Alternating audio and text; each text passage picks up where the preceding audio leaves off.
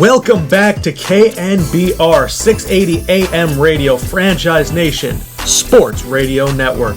I am your host, Andre Weingarten of Third and Long, and we are here to recap the 49ers season thus far, as they will be taking on the Baltimore Ravens from Levi Stadium next week, otherwise known as tomorrow.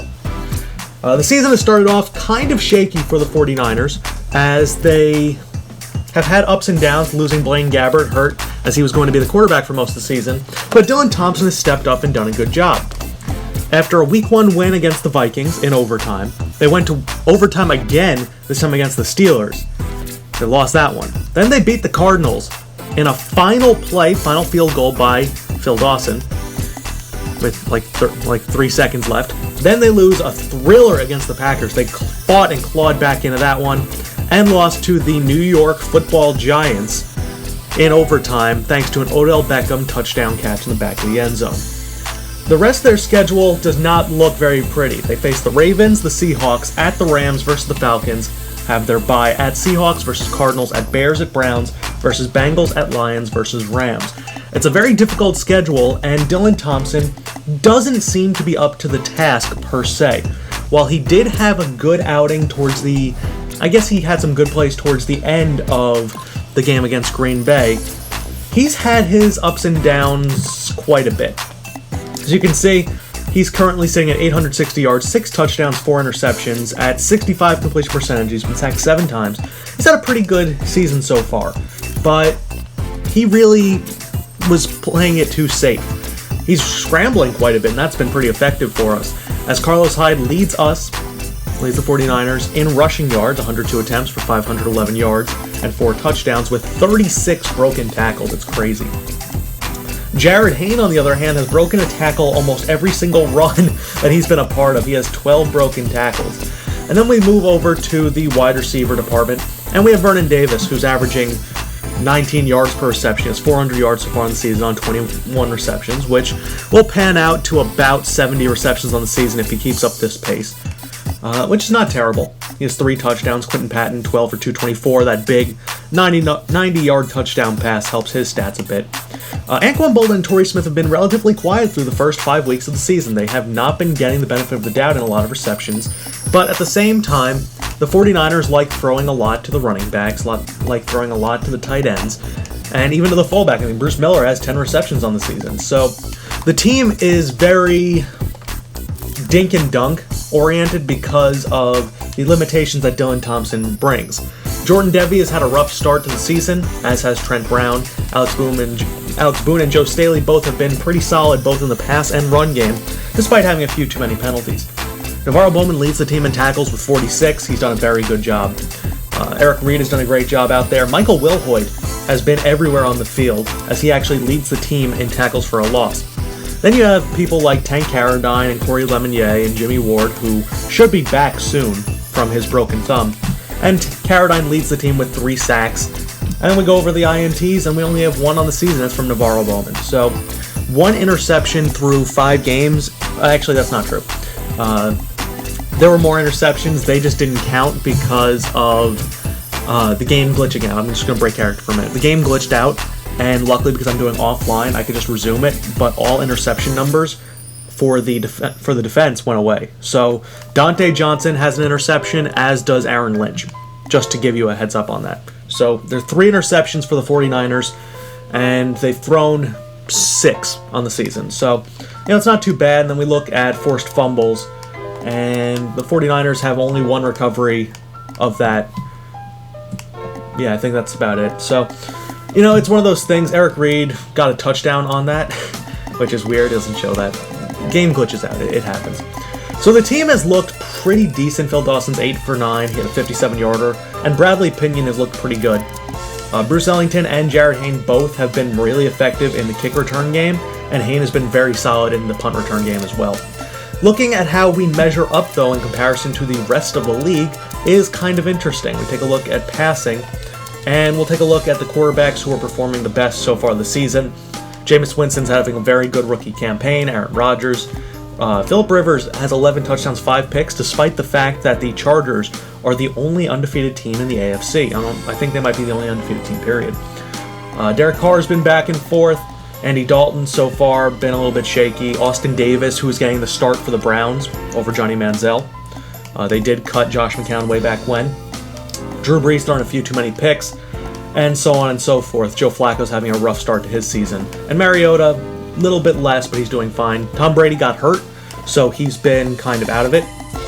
Only played in 2 games. In those 2 games, 4 touchdowns, 1 pick, 710 yards. That sounds a lot like Tom Brady. So, for the most part, teams are looking fine. There's Kaepernick, who played all 4 games, 946 yards, 3 touchdowns, 4 picks. And things are going pretty well in terms of the way we match up in stats, but in the way we match up in wins, this team is very young, and they do lack that explosive, big playability on a consistent basis, which is, I think, a big problem. And the corners are very young, so if you get worn down in the running game and they kick it out to play action, the corners are not going to be able to stop it. So the front 7 has to be even more dominant, and that puts a massive strain on pretty much everybody. As Carlos Hyde is currently sitting 3rd in rushing yards for the season. He's not up there in touchdowns because of guys like Bryce Brown, Alfred Morris, Darren Sproles already has 9 touchdowns. Alfred Morris has 5 fumbles, though. That by far leads the league. And broken tackles, well, Carlos Hyde is in a league of his own at the moment. But when you look over at wide receivers, you see, well, Phillip Rivers has his favorite target in Malcolm Floyd. He has 39 receptions, currently leading the NFL.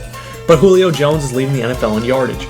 Looking at touchdowns, Martavis Bryant is, of course, a deep threat for Ben Roethlisberger, so it's not really a surprise that he has 6 touchdowns. Stevie Johnson having 5 is a little bit of a interesting point to note. As you take a look at the rest of the guys in the league, Dez Bryant, you don't see him on here. I don't think. I didn't see him. There he is. Dez Bryant, 24 receptions, 446 yards, 3 touchdowns. Taking a look at blocking, I know usually Greg Robinson is up here. Yeah, there he is. Luke Jokel's having a rough year. Kevin Pamphile, even Britton, having a rough time going about it. DeBrickashaw Ferguson is declining heavily. Matt Khalil having a rough go as well. And then you get over to tackles, and you have C.J. Mosley leading the pack, along with Brandon Spikes, who got picked up by the Lions. Darrell Washington, Paul Warlow. You see a lot of middle linebackers here. Then you see Dijon Gomes, who also has 2 interceptions more, so he has 3 interceptions on the season, I think. Or he has 2, that one of them, whatever. And looking at sacks, we have Julius Peppers leading the way, Whitney Merciless, Arthur Moats, Quentin Cobles. Some good name guys up here. Bud Dupree has 3.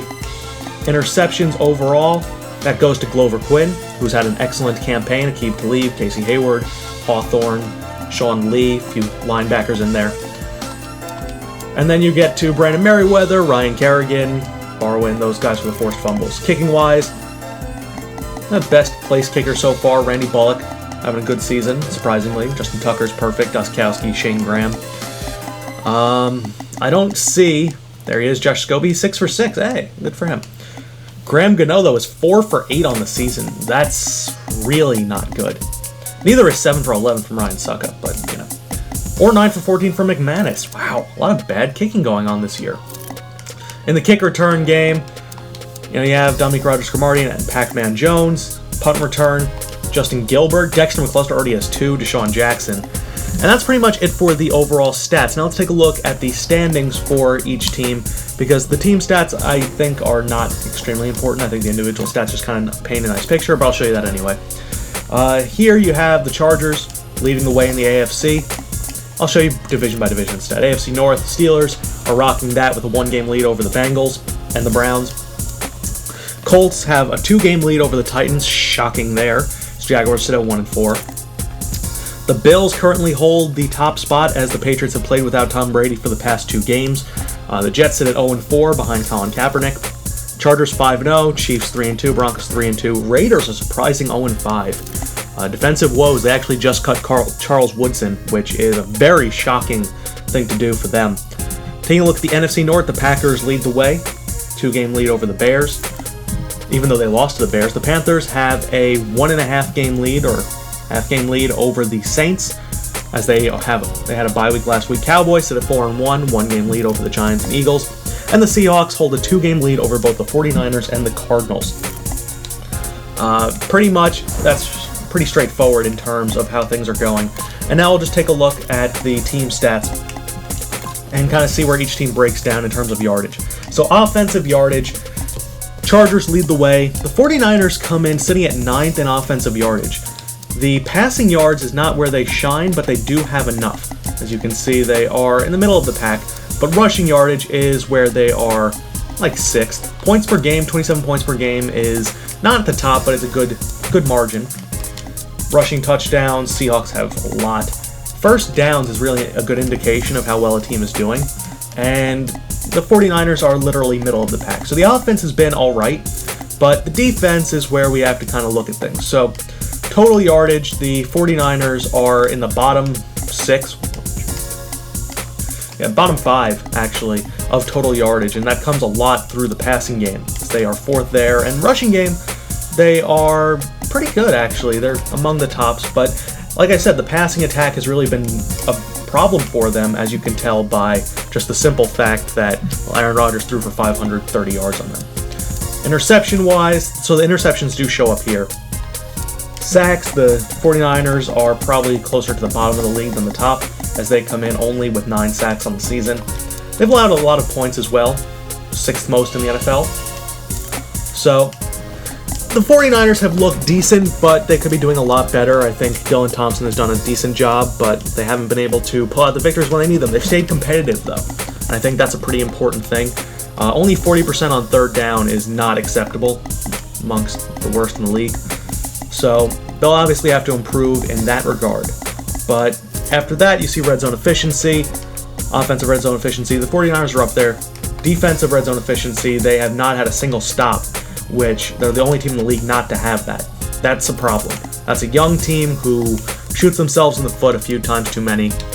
And in terms of penalties, they are in the middle of the pack as well. 28 penalties on the season for 235 yards. So, they're right in the middle. But turnover differential, obviously, you win-lose games based off of your turnover differential a lot of the time, and they sit at -3. So it'll be interesting to see how this team rebounds as we go into the following weeks. They face the Ravens against a struggling Joe Flacco. Hopefully they can pull themselves together. But I am your host, Andre Weingarten. Thank you for tuning in to 3rd and Long. We will have coverage of the Baltimore Ravens versus the San Francisco 49ers coming to you tomorrow, so stay tuned for that, and I will be talking to you guys then.